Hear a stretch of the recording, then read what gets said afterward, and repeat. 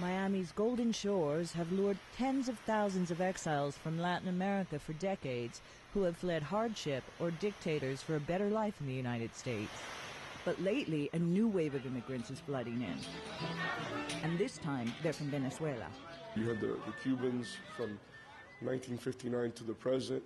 You had the Nicaraguans during the Sandinista revolution. And now with the change in government in Venezuela and the things that are going there, this is just a natural place. Just west of Miami is the suburb of Doral. A decade ago, there wasn't much here. But now it's home to many Venezuelans. It's also the second area in South Florida now being called Little Caracas. Pedro Gonzalez heads the Venezuelan American Brotherhood organization and set up a clinic in Miami to help new immigrants. He blames the political climate. That's why the people is coming out of the country, because instability, political instability. A theme echoed by others.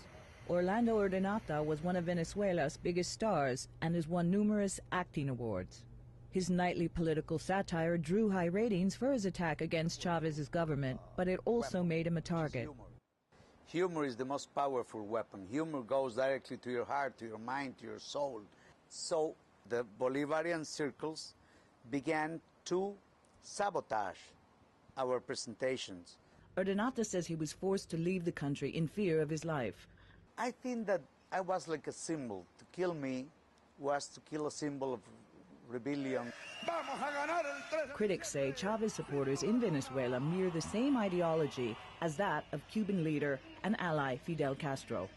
Well, I think there's a lot of things that you can compare. You have the Bolivarian circles. In Cuba, you have neighborhood groups where people are constantly keeping an eye on what you do, who comes to visit you, what you buy. I think it's very similar in Venezuela. Rovin Locke is the editor of the Caribbean American newspaper and sees Chavez as a strong leader.